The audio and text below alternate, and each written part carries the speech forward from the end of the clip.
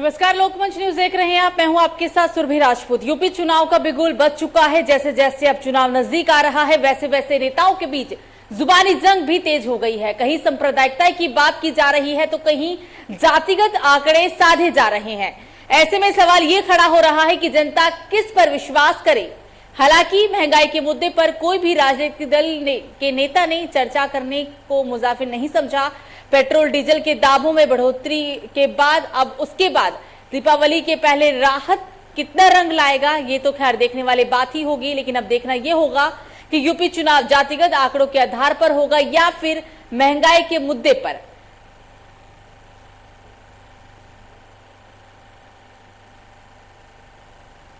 तो बस अब कुछ ही महीनों में यूपी में विधानसभा चुनाव होना है। हालांकि फरवरी का महीना हो सकता है, तारीखें अभी साफ नहीं है, महीना अभी साफ नहीं है, लेकिन चुनाव से पहले सभी राजनीतिक दल चुनावी अखाड़े में कूद पड़ी हैं। चुनाव से पहले जातिगत, सांप्रदायिक तमाम ऐसे मुद्दे हैं जिसको लेकर विपक्ष मौजूदा सरकार पर हमलावर है। एक दूसरे के ऊपर आरोप प्रत्यारोप का दौर भी शुरू हो गया है। लेकिन सबसे बड़ा मुद्दा यानी कि महंगाई का आम जनता से जुड़ा, इस पर कोई भी बात करने को लेकर तैयार नहीं। लेकिन फिर भी किस आधार पर इस बार भी चुनाव होगा और किस आधार पर इस बार भी लोग अपना नेता चुनेंगे, ये तो आने वाला समय ही बताएगा। जातिगत, सांप्रदायिक या फिर मूलभूत मुद्दे।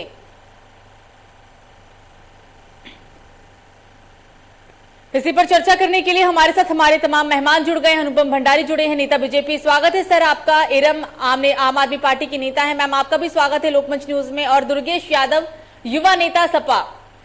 चर्चा की शुरुआत करूंगी और सबसे पहले अनुपम जी मैं आपके पास ही आऊंगी। कुछ ही महीनों में अब चुनाव होगा। सांप्रदायिक, जातिगत, धर्म, तमाम ऐसे मुद्दे हैं जो इस बार हावी है। लेकिन आम आदमी से जुड़ा हुआ मुद्दा कहां है? ना विपक्ष बात करता है और ना ही मौजूदा सरकार। भंडारी साहब। अनुपम जी, आपको मेरी आवाज आ रही है? तो चुनाव को लेकर हम बात कर रहे हैं। 2022 में चुनाव होगा, कुछ ही महीनों का अब समय बचा है चुनाव को लेकर। लेकिन चुनाव से पहले विपक्ष और पक्ष एक दूसरे पर लगातार हमलावर हैं। लेकिन जो मूलभूत मुद्दे हैं उसको लेकर अभी भी बात करने के लिए कोई तैयार नहीं। सांप्रदायिक, जातिगत, धार्मिक, कई ऐसे मुद्दे हैं जो हावी हैं। पेट्रोल डीजल के दाम बढ़ रहे हैं दीपावली के पहले। हालांकि सरकार ने आम जनता को राहत जरूर दिया है, लेकिन ये राहत कितना रंग लाता है, ये दीपावली को देखते हुए राहत थी या फिर यूपी चुनाव को देखते हुए राहत थी, वो खैर आने वाला समय ही बताएगा। अब देखना यह होगा कि यूपी चुनाव जातिगत आंकड़ों पर होगा या फिर महंगाई के मुद्दों पर। महंगाई की वजह से लोगों का हाल बेहाल है। कोरोना काल में जो लोग बेरोजगार हुए, रोजगार का मुद्दा भी इस बार बहुत ही अहम होने वाला है। लेकिन सबसे बड़ा सवाल यहां पर यह उठता है कि विपक्ष इन मुद्दों को लेकर बात करने को तैयार नहीं। कोई ब्राह्मण समाज को साधने में लगा हुआ है तो कोई SC ST को। तमाम ऐसे मुद्दे हैं, इसी पर आज हम चर्चा करेंगे। चर्चा में हमारे साथ हमारे तमाम मेहमान भी जुड़ेंगे और उनसे हम जानने की कोशिश करेंगे कि इस बार भी चुनाव किन आधारों पर होगा, मूलभूत मुद्दों पर या फिर वही जाति, धर्म और सांप्रदायिक।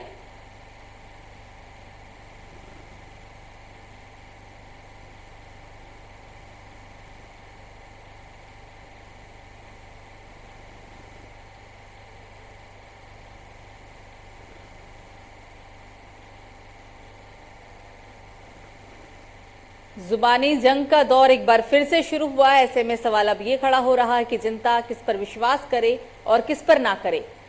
महंगाई के मुद्दे पर कोई भी राजनीतिक दल के नेता चर्चा करने को तैयार नहीं है। पेट्रोल डीजल के दामों में बढ़ोतरी के बाद दीपावली के पहले राहत जरूर दी गई, लेकिन ये राहत आगामी त्योहार को देखते हुए था या फिर चुनाव को देखते हुए, ये जनता को ही तय करना है। क्योंकि विधानसभा चुनाव में जनता अपना नेता चुनती है। एक बार फिर से बीजेपी ही बाजी मारेगी या फिर समाजवादी पार्टी भारी पड़ेगी, ये समय बताएगा। इस बार बीजेपी की राह बहुत मुश्किल होगी क्योंकि तमाम विपक्षी दल पहले से ही गठबंधन का ऐलान कर चुके हैं और खुले शब्दों में, खुले मंच से पहले से ही अखिलेश यादव ने साफ कर दिया है कि जरूरत पड़ेगी तो वो गठबंधन करेंगे। उन्हें चाहे किसी भी पार्टी से गठबंधन करना पड़े तो वो करेंगे, लेकिन बीजेपी को जीतने नहीं देंगे, बीजेपी को एक बार फिर से सत्ता पर काबिज होने नहीं देंगे।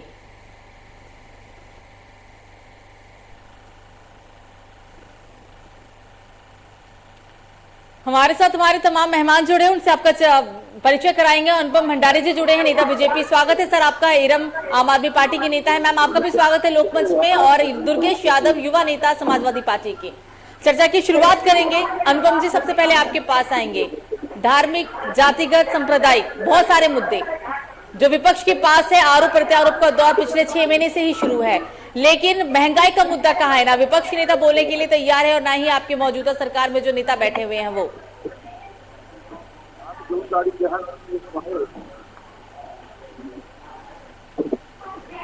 अनुपम जी आपको मेरी आवाज आ रही है सर? आवाज थोड़ा सा कम आ रही है। हालांकि जहाँ तक बात है कि सबसे पहले लोकमंच के माध्यम से आपके सारे दर्शकों को दीपावली एवं भाई दूज की हार्दिक शुभकामनाएं एवं बधाई। और जहाँ तक आपने आज विषय में लेके आए हैं, महंगाई को लेके आए, देखिए अभी दीपावली के ठीक एक दिन पहले 4 नवंबर को केंद्र सरकार ने पेट्रोल और डीजल के रेट में कटौती करने का निर्णय लिया है। और उसके साथ साथ जितने भी आप देख रहे होंगे बीजेपी शासित राज्य जितने भी हैं, सब लोगों ने अपने व्याज दर कम करते हुए किसानों को और गिराने का कार्य किया है। इसी के क्रम में उत्तर प्रदेश सरकार ने भी पेट्रोल और डीजल में 12 रुपए रेट इसका कम किया है, जिससे किसान भाइयों को उसका फायदा आने वाले समय में मिलने वाला है और सभी को फायदा मिलने वाला है। और ये तोहफा हमारे केंद्र सरकार ने आज हमारे उत्तर प्रदेश की जनता क्या पूरे देश की जनता को दिया है। आज भारतीय जनता पार्टी हमारे जो है जितने भी हमारे जन है सबके साथ में है, चाहे वो किसी तरह का व्यक्ति हो उसके साथ में है। तो आज भी ऐसे कई दूसरे राज्य है जहाँ पर कांग्रेस की सरकार है या बाकी पार्टी सरकार है, उन्होंने अपने ब्याज दरों में कितनी कटौती किया है या नहीं की है आपके सामने सबके सामने पता है। तो जिस तरीके से उत्तर प्रदेश की जनता आज माननीय योगीनाथ जी की अगुवाई में उनके नेतृत्व में जो है हम लोग कार्य देख रहे हैं, और जिस तरीके से उन्होंने गुंडा राज, माफिया राज भ्रष्टाचार खत्म किया है, इसे ये साबित किया है कि उत्तर प्रदेश के अंदर आज की तारीख में हमारी माँ बेटियां, हमारे बहन भाई इस समय क्या भी साफ ले सकते हैं। कोई भी गुंडा बदमाश उनकी संपत्तियों को या कोई चीजों को जो है मसूदी हो गया या कब्जा नहीं कर सकता है। ये टॉलरेंस की नीति जो है वो इस समय उत्तर प्रदेश में है और उत्तर प्रदेश कई मार्गों में अपने आप को सिद्ध कर चुका है। आज विकास के पहिया जो चल रहा है योगी आदित्यनाथ की अगुवाई में, ये आगे भी जाएगा और 2022 में इसका रिजल्ट भी आपको देखने को मिलेगा। लगभग 350 के आसपास सीट लेके हम लोग आने वाले हैं और इसके बारे में मैं पहले चर्चा कर चुका हूँ। आज जिस तरीके से जिस विकास के कार्य को माननीय योगी आदित्यनाथ जी ने और मोदी जी के नेतृत्व में ये कार्य हो रहा है वो सबके सामने है। आज ये दीपावली का तोहफा उत्तर प्रदेश की 24 करोड़ की जनता को मिला हुआ है, अभी पूरे देश को मिला हुआ है पेट्रोल डीजल का। तो इस समय लोगों को फायदा भी होगा और आने समय में इसमें और भी चीजें जो है आने समय में आने वाली है वो भी आपको आने वाले समय मालूम पड़ता रहेगा। आपने कहा ये दिवाली का तोहफा है, लेकिन ऐसा भी तो लग रहा है सर कि चुनाव से पहले ये जनता को लुभाने की कोशिश है। महंगाई, पेट्रोल डीजल पे तो विपक्ष भी खुलकर बात कर रहा है, जनता भी त्रस्त है।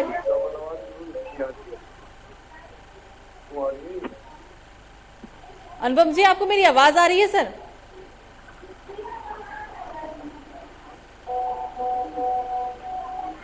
अनुपम जी आवाज आ रही है आपको मेरी? शायद उन तक आवाज नहीं पहुंच पा रही है। इरम जी आप मुझे सुन पा रही हैं? आवाज आ रही है आपको मेरी?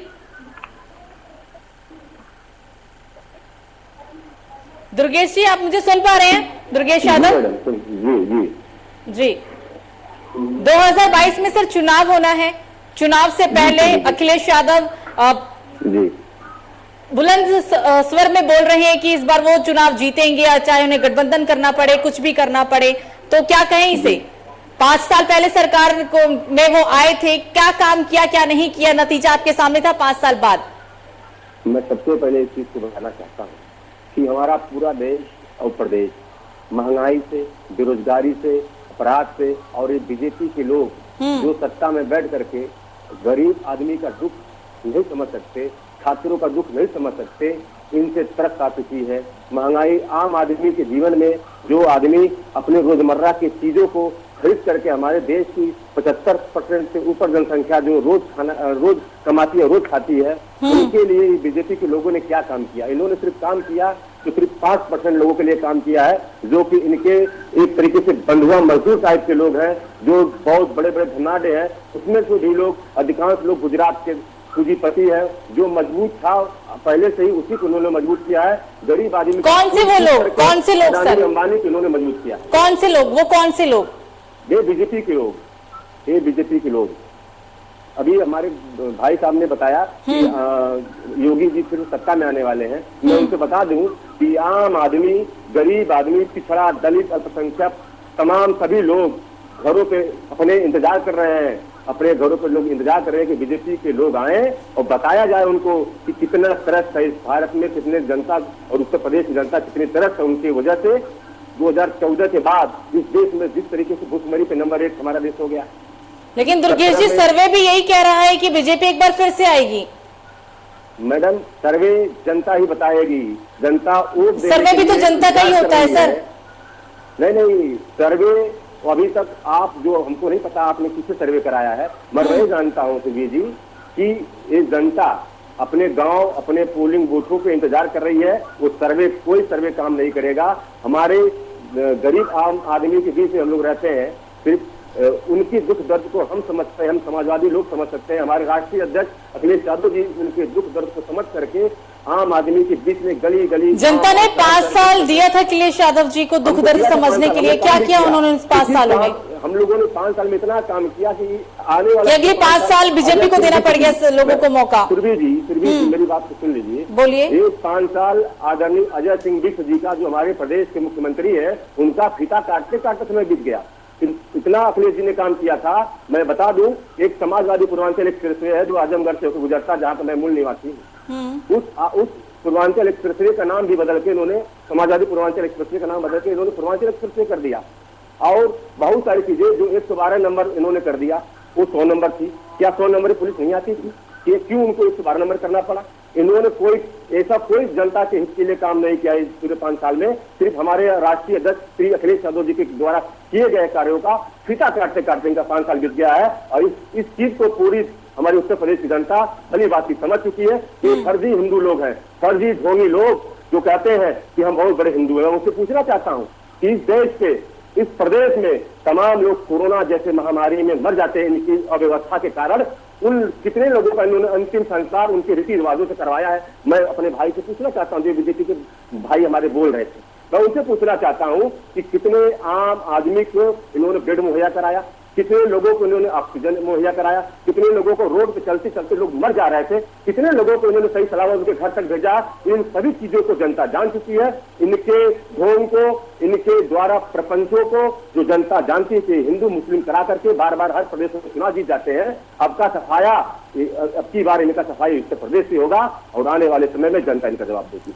दुर्गेश जी, आपके नेताओं को जिले का नाम बदलने से क्या दिक्कत है? अभी आपने बोला समाजवादी, आपकी सरकार आएगी, आप भी दोबारा से नाम बदल दीजिएगा। आप भी सभी नेताओं की जुबान से एक जिले का नाम बदलने की बात जरूर करते हैं।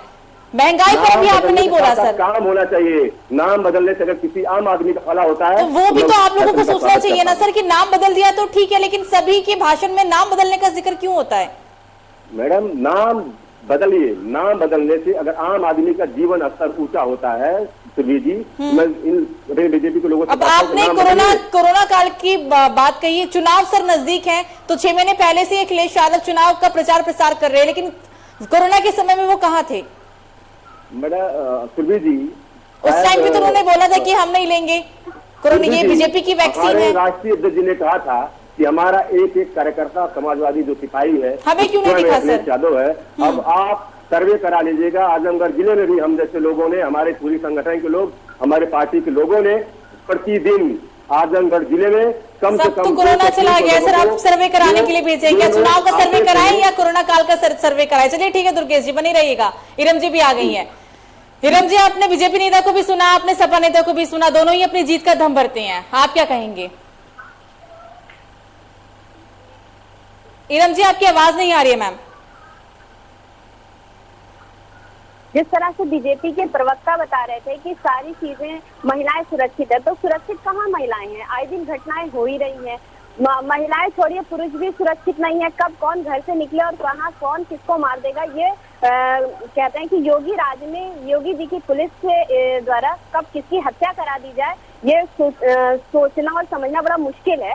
क्योंकि जिस तरह से ये लगातार हत्याएं हो रही हैं, लोगों का महिलाओं का बलात्कार हो रहा है, इस सारी घटनाओं को देखने के बाद अगर ये अपनी जीत का डंका बजाते हैं तो हमें लगता है ये कहीं ना कहीं एक सपना देख रहे हैं। अनुपम जी, कहाँ है महिलाएं सुरक्षित सर? क्योंकि ये कहती है कि अब अपराध का संख्या देखिए कितनी बड़ी है। देखिए, मेरे हिसाब से वो लोग ज्ञान ना दे जिन्होंने जिनके जो एक राज्य जहाँ पर ये एकमात्र जो है आप पार्टी दिल्ली इनके हाथों में जाने वाली है, इनके अरविंद केजरीवाल के 100 साल है, जिनका जो नाम है बंसल जी है। बंसल जी के ऊपर इनके सालों का ये इल्जाम लगाता है कि इन्होंने जो है PWD के समय कई घोटाले किए और उसमें जो है इनको केजरीवाल को काफी बदनामी का सामना करना पड़ा। पहली बात तो ये है, मैं आपसे तो इतना कहना चाहता हूँ, विपक्षी पार्टी छाती पीट के जो भी कर ले उससे कोई फर्क नहीं पड़ता, जनता जानती है। आज 1,80,00,000 विद्यार्थियों के अभिभावक को DPT के माध्यम से 1100 रुपए उनके बैंक अकाउंट में पहुंच रहा है, ताकि उनको जितने भी हमारा जो शिक्षा के स्तर के को लेके या उनको चीजों को लेके वैसली पेमेंट मिले। इससे बैग हो गया, ड्रेस हो गया, जूते हो गया, मोजे हो गया, किताबें हो गया, ये सरकार जो है तत्काल जो है ट्रांसफर कर रही है 1100 रुपए। पहली बात ये घोषणा कर दी चुकी। ये तो सर पहले भी होता था भंडारी साहब, ये तो पहले भी हुआ है, सरकारी स्कूल में तो ये होता है सर। देखिए होता है, लेकिन आज तारीख में बैग ट्रांसफर DPT के माध्यम से 1100 रुपए किस सरकार ने दिया था? इससे पहले किस सरकार ने दिया था? सपा ने दिया, कांग्रेस दिया, किसने दिया? किसने नहीं दिया? मेरा जो इतना कहना है, आज जो भारतीय जनता पार्टी ने जिस तरीके से अपने मानव तय किए हैं, तो 100 करोड़ के आसपास सीधे का कार्य किया है, 80 करोड़ के आसपास लोगों को मुफ्त राशन देने का कार्य किया है। आज पेट्रोल डीजल का कभी जो है अभी दीपावली से पहले घोषणा करती वो भी कम कर दिया, बढ़ाया। साथ ही जितने भी राज्यों ने सर बढ़ाया, आप लोगों ने कम, आप लोगों ने कर दिया। जो जनता को फायदा करेगा। भंडारी साहब बढ़ाया किसने था? समाजवादी पार्टी ने थोड़ा ना बढ़ाया था, बीजेपी ने बढ़ाया, बीजेपी ने घटा दिया। इसमें भरपाई कहाँ से? आदरणीय मोदी जी को प्रधानमंत्री बनने के बाद कितना रुपया बढ़ाया जाए, ये भी पूरा देश जानना चाहता है। ये भी अभी तक के माध्यम से बीजेपी सरकार में हुआ है। इसके अलावा आज जो बता रहे थे भाई साहब हमारे, इसके अलावा कितने मेडिकल कॉलेज खुले, कितने स्कूल कागज में आजमगढ़ का भी मेडिकल कॉलेज समाजवादी की देन है, आपको पता होना चाहिए अनुपम जी। आज जो है बीजेपी वाले केवल आपने आदित्यनाथ यादव, आप अजय सिंह जी का जो गृह जनपद है, दुर्गेश जी तो कह रहे हैं सर काम हम लोगों ने किया, फीता आप लोग काट रहे हैं। किया है वो उत्तर प्रदेश में क्या विकास करेगा जनता जानती है। आज आप बताइए, आज मुख्यमंत्री जी का गृह जनपद है, वहाँ पे लोग दबाव के अभाव में कितने बच्चे मर गए, क्या किया आप लोग? नीति है आज तारीख में, आप बोलते हैं भाई चलाना, आप सब जानते हैं, धर्म हिंदू को हिंदू चलाते हैं, सपा के जो मुखिया है हिंदू को मुसलमान चलाते हैं, बयानबाजी करते हैं। बीजेपी आप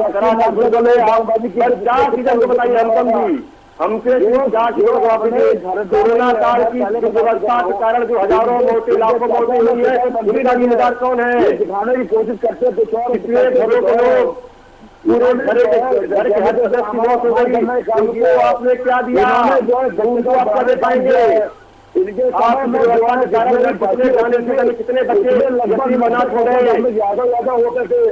अनुपम जी, आप जनता के बीच में जाइएगा, आपको जनता इंतजार कर रही है आपका, आप जाइए, बताइए मोदी जी के बनने के बाद, प्रधानमंत्री बनने के बाद क्या बढ़ा? पेट्रोल डीजल के दाम कितने थे? आप बताओ, सरसों का तेल रोजमर्रा चीजें हैं, आदमी खा करके अपना जीवन यापन करता है,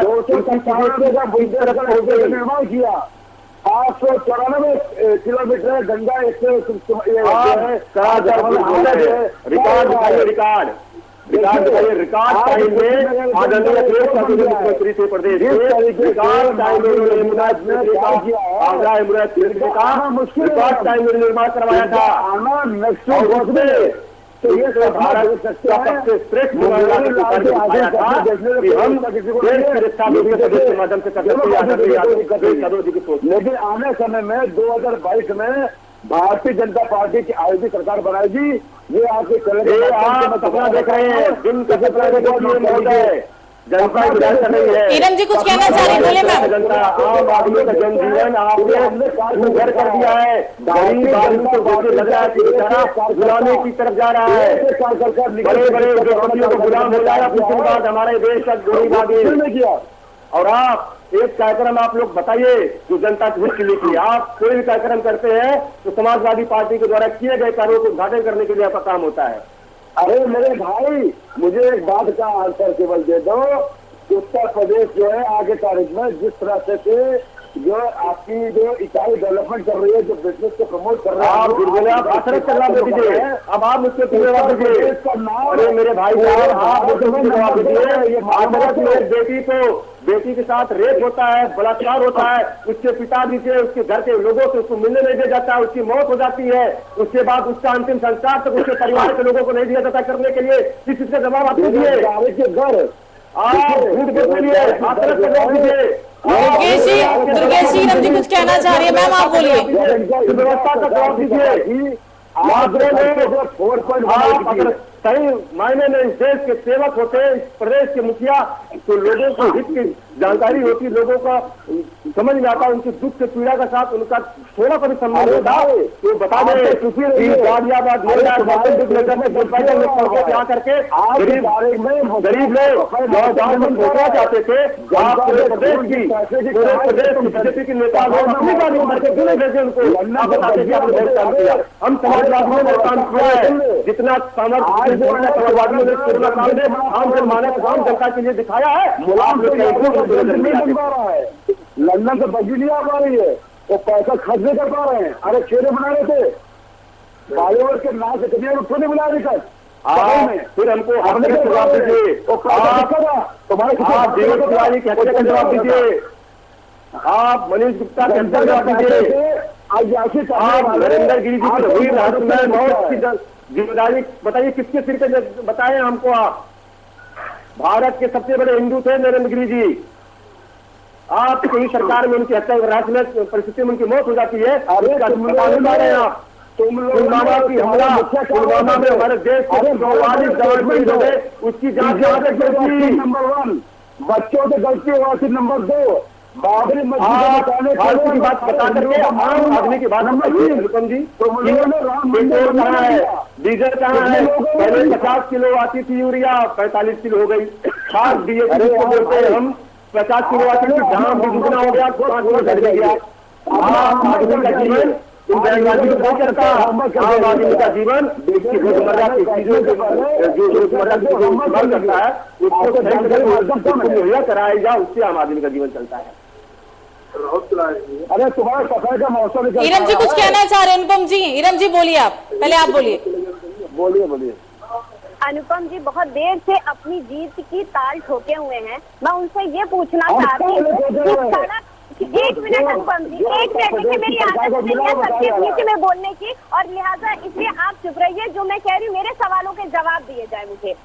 जनता किसान, सुनिए, किसान सड़क पर है और आप लगातार ताल ठोके पड़े हैं कि हम जीत रहे हैं। किस बेस पे आप जीत रहे हैं? महिलाएं आपके देश में सुरक्षित नहीं है, युवाओं के पास रोजगार नहीं है, सड़क पर है। देखिए मेरी बात, मोतियाबंद का इलाज हो जाएगा जल्दी। उसके बाद सुनिए मेरी बात, लगा हुआ इलाज करेंगे जल्दी। अनुपम इस देश की जी, जनता आपका इलाज करेगी, इस प्रदेश की मेरी जनता आपका बात इलाज करेगी। मेरी बात सुनिए, मैं अपनी बात कह ले रही हूँ, उसके बाद मैं आपकी बात बहुत सुकून से सुनूंगी, मैं आपकी बातों का जवाब भी दूंगी, लेकिन पहले आप मेरी बातों का जवाब तो दे दीजिए कि आप किस देश मेरी के बात साथ को बताइए, बताइए, फिर वही बात आप बीच में बोल रहे हैं। देखिए, देश में जो है सड़क पर योगी जी की पुलिस नहीं बोलने देंगे, चैनल पे आप नहीं बोलने देंगे, मतलब क्या अरे चाहती आपकी हैं? बात, आप मेरी बात का आंसर आप दीजिए। बात तो सुरेश पहले बंसल ने क्या काम किया है? होने दीजिए, पहले बात तुम्हारा जहाँ पर एक राज्य का सरकार है, अरविंद केजरीवाल जी, तुम्हारा केजरीवाल को लेकर अनुपम जी, तुम्हारा आप बताइए कि आप लोग कोरोना काल में लोगों कितनी हर जगह जो है आप उन्होंने क्या दिया, इसमें जनता जान करने वाले लोग हैं। आप फालतू अनुपम जी, सबसे पहले तो हम यहाँ पर दिल्ली को डिस्कस करने नहीं बैठे हैं, ये यूपी में चुनाव है, यूपी को लेकर बात हो रही है। आप पक्ष में हैं और वो विपक्षी नेता है, सवाल पूछेंगे आपको जवाब देना होगा। आप दिल्ली का एग्जाम्पल नहीं दे सकते, दिल्ली का उदाहरण मत दीजिएगा। आज उसकी भी कीमत 2 रुपया होने जा रही है। आप सिर्फ एक ही नगाड़ा बजाते हैं कि भाजपा जीत रही है। भाजपा कागज भी जीत रही है। मैं तो पूछ ही तो रही हूँ कि कैसे जीत रहे हैं। नौजवान जो है वो सड़क पे है, उनके पास रोजगार नहीं है, अन्नदाता देश का वो सड़क पर है, महिलाएं सुरक्षित नहीं है। मैडम, ज्यादा समय नहीं है, जवाब सुन लीजिए सर से। सवाल तो ना कर रही आपसे। आम आदमी के बीच में जाएंगे तो बताएगा सर्वे क्या होता है, वो वोट कैसे दिया जाता है और सरकार कैसे बदली जाती है, आम आदमी बताएगा, उसका गुस्सा बताएगा। वो आम आदमी जो आज के समय में शाम को अपने परिवार के साथ बैठ करके शुद्ध रूप से सब्जी बनाने की स्थिति नहीं है, वो आपको जवाब देगा। जब माननीय योगीनाथ जी के हाथों में आई थी, मैं हिंदू खतरे में है, मुसलमान खतरे में है, मैं बता रहा हूँ, मेरे माँ बाप के बेटे का स्वाभिमान खतरे में है। आप कहते हैं आपके रहने से पूरा हिंदुस्तान खतरे में है। 4.1 बंद रह गई है। लोगों को रोजगार किसने दिया? भारतीय जनता पार्टी ने दिया। रोजगार कागज में मिला, मिला कितने आप लोगों प्रदेश में आए हैं,